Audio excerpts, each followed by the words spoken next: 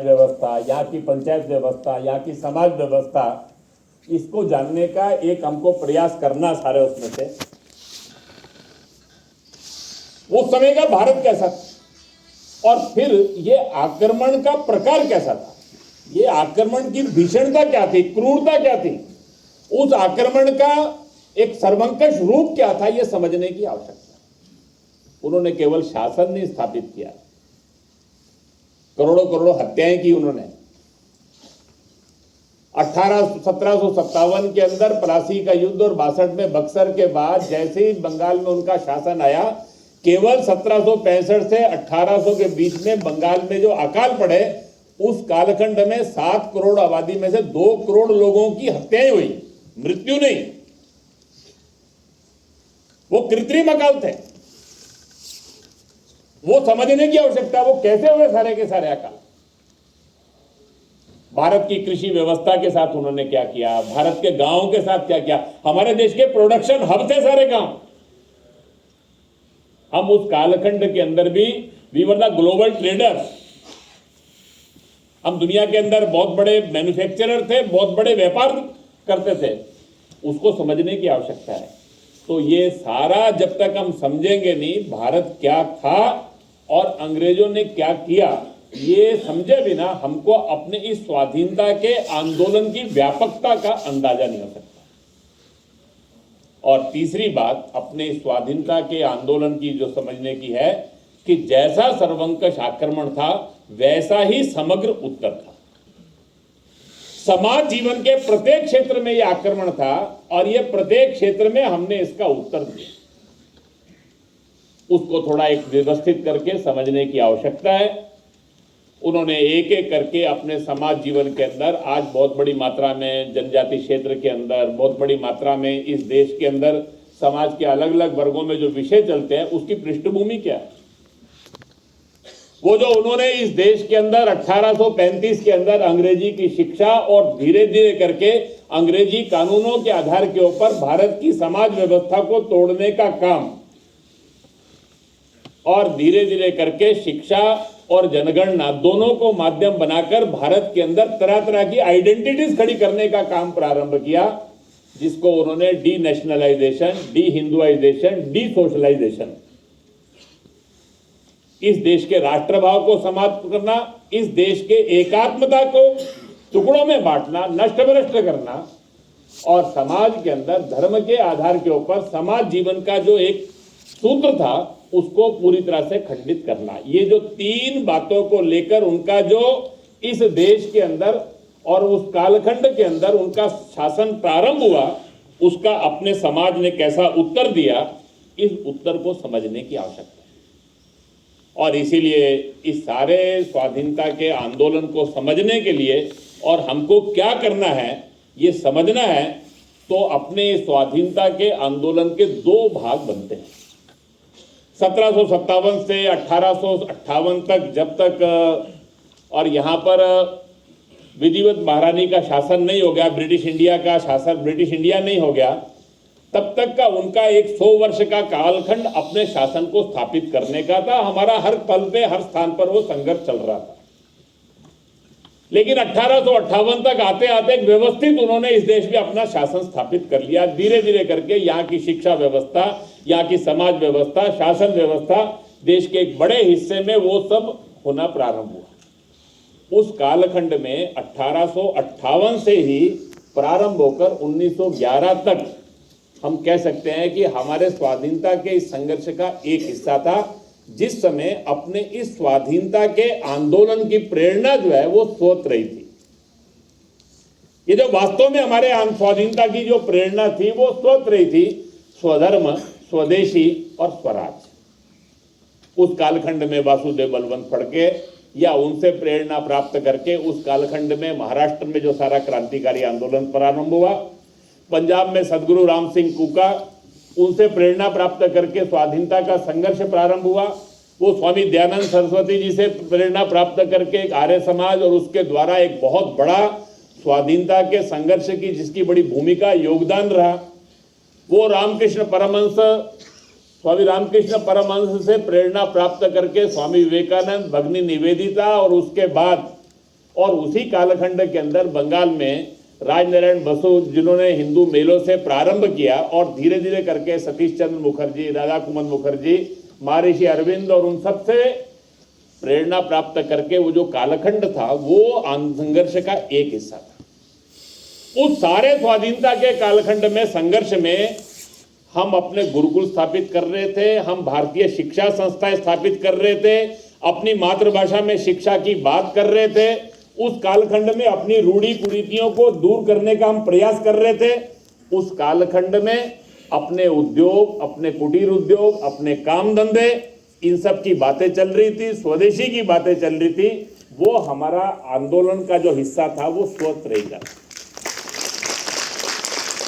लेकिन 1911 तक आते आते वो जो अंग्रेजी शिक्षा व्यवस्था में से पढ़कर निकले हुए लोग जैसे जैसे करके सामाजिक, शैक्षिक, मीडिया, समाज की सब संस्थाओं में प्रभावी होते चले गए, देखते देखते अपना ये संघर्ष स्वत्रयी से बदलकर केवल स्वराज तक सीमित हो गया। वो जिस कालखंड के अंदर जगदीश चंद्र बसु ये कह रहे थे कि मेरी ये सारी आय, इसके दो हिस्से कर लो, एक हिस्सा भारतीय भाषाओं में विज्ञान की शिक्षा और दूसरा हिस्सा भारत में मौलिक अनुसंधान। उनको जर्मनी की प्रयोगशालाओं से निमंत्रण मिल रहा था। उन्होंने कहा कि सीमित संसाधनों से मैं कलकत्ता में प्रयोगशाला बनाऊंगा, विदेश के लोग पढ़ने के लिए मेरे पास आएंगे। ये हमारे स्वाधीनता आंदोलन की पराकाष्ठा थी उस कालखंड के अंदर। वो बंगीय विद्या ज्ञान परिषद के अध्यक्ष होते हुए सत्येंद्र बोस बार बार भाषण दे रहे थे। वो फ्रेंच जानते थे, जर्मन जानते थे, इंग्लिश जानते थे, बंगला जानते थे, हिंदी जानते थे। दुनिया के हर शोध पत्र का वो बंगला में, हिंदी में अनुवाद कर रहे थे। वैज्ञानिक बिना सपने देखे नहीं बनता, सपने मातृभाषा में ही आते हैं, कभी विदेशी भाषा में नहीं आते। विज्ञान का मौलिक अनुसंधान ये कभी विदेशी भाषा में होगा ही नहीं, वो मातृभाषा में ही होने वाला है। ये हमारे स्वाधीनता के आंदोलन की प्रेरणा थी। उस समय बड़े बड़े लोग अंग्रेजी शिक्षा संस्थानों से और निकलकर राष्ट्रीय विद्यालयों में प्रवेश ले रहे थे। वो हमारे आंदोलन की एक पराकाष्ठा थी। वो स्वत्रयी की प्रेरणा से चलने वाला स्वाधीनता आंदोलन 1947 तक आकर जैसे तैसे आजादी, और जो 1905 में बंगाल के विभाजन को स्वीकार नहीं कर रहा था, उसने 1947 में देश के विभाजन को स्वीकार कर लिया। यह हमारे इस स्वाधीनता के संघर्ष का एक दूसरा हिस्सा भी है। ये जो स्वाधीनता के आंदोलन की जो वास्तविक प्रेरणा थी, वो जो स्व था, वो स्व क्या था? वो केवल स्वराज नहीं था, वो केवल इंडिपेंडेंस नहीं थी, वो जैसे तैसे करके अपने लोगों का शासन नहीं था। उसकी प्रेरणा के अंदर इस देश की हजारों हजारों वर्षों की जो संस्कृति है, उस संस्कृति के वैशिष्ट्य के साथ दुनिया की युग अनुकूल प्रश्नों का उत्तर देते हुए भारत को विश्व में एक, भारत की जो भूमिका है उस भूमिका के लिए तैयार करना था, जिसको बार बार महर्षि अरविंद ने कहा, spiritualism is the only politics. मेरे लिए और राजनीति कुछ नहीं है। भारत महान होगा यानी भारत की स्वतंत्रता का मतलब क्या है? भारत महान होगा यानी दुनिया के अंदर भारत हिंदुत्व के अपनी विशेषता को लेकर सारी दुनिया के अंदर प्रचार प्रसार करेगा। यह हमारी प्रेरणा थी उस कालखंड के अंदर। स्वामी दयानंद सरस्वती कह रहे थे, वेदों की पुनर्प्रतिष्ठा, उसके आधार के ऊपर जीवन की रचना। ये जो अपने समाज जीवन के स्वाधीनता के आंदोलन की जो वास्तविक प्रेरणा थी, उस प्रेरणा को समझने की आवश्यकता है। इसलिए 1947 से जो 75 वर्ष की यात्रा है, इस 75 वर्ष की यात्रा में हमने बहुत कुछ प्राप्त किया। हमारे पास एक अच्छा संविधान है, जिसके आधार के ऊपर समाज जीवन के अंदर हम व्यवस्थाओं को खड़ा करते हैं। हमारा एक सशक्त जीवंत लोकतंत्र है, जो अनुभवों के आधार के ऊपर धीरे धीरे करके समाज के अंदर, दुनिया के अंदर एक लगातार अपनी इंस्टीट्यूशंस को मजबूत करता हुआ आगे बढ़ रहा है।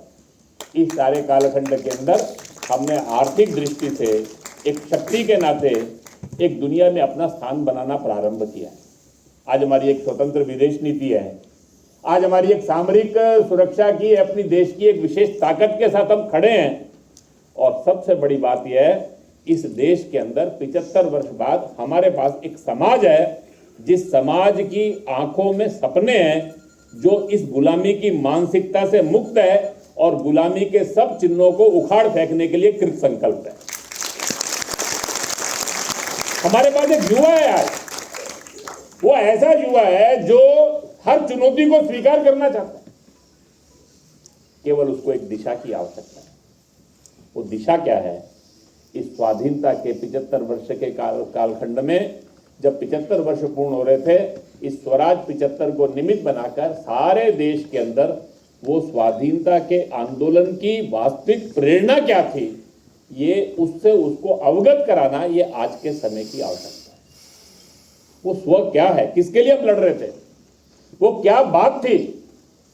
वो केवल स्वराज्य नहीं था। उस कालखंड में वंदे मातरम की रचना ऐसे ही नहीं हो रही थी।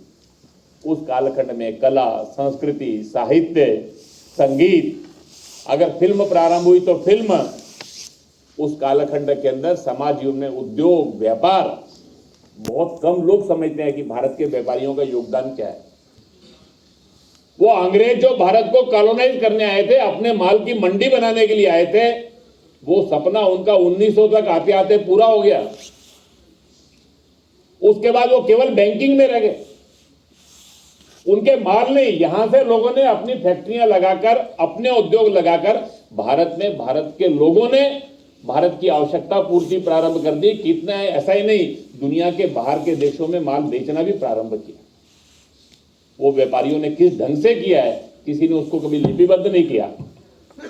मुझे लगता है कि इस सारे कालखंड में 3 वर्षों में जो टाइम था, it was time to revisit. वो हमारा कठिन काल था, वो हमारा दुखद काल था। वो कालखंड ऐसा था जिस कालखंड में हमको बहुत कष्ट सहने पड़े, अपमान सहना पड़ा।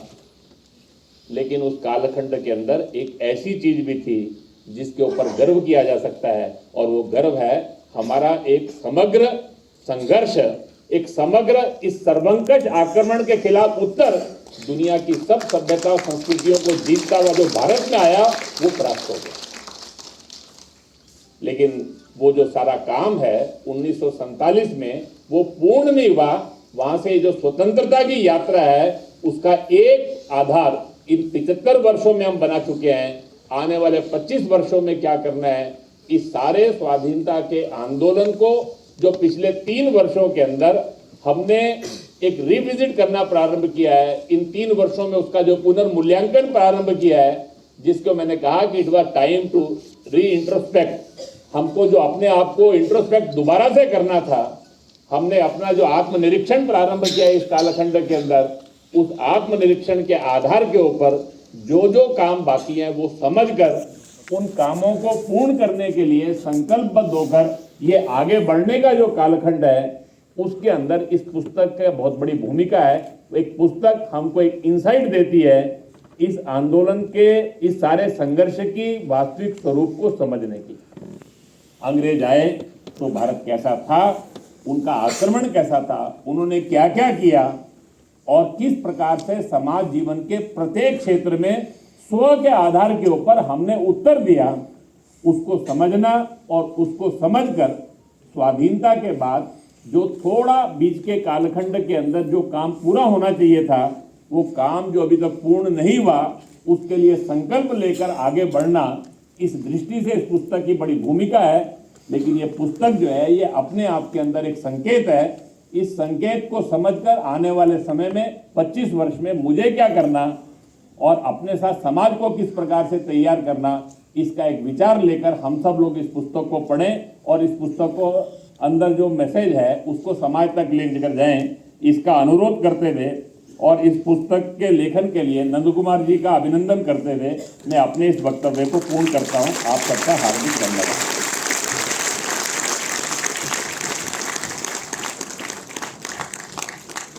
बहुत बहुत धन्यवाद।